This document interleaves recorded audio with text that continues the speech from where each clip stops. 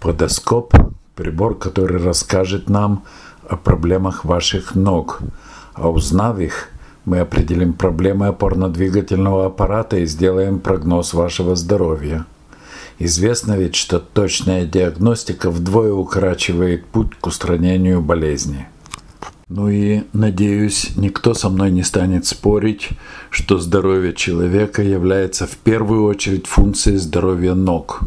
Ослабление иммунной системы, метаболический синдром, болезни печени, сердца и десятки других болезней появляются в результате неспособности двигаться.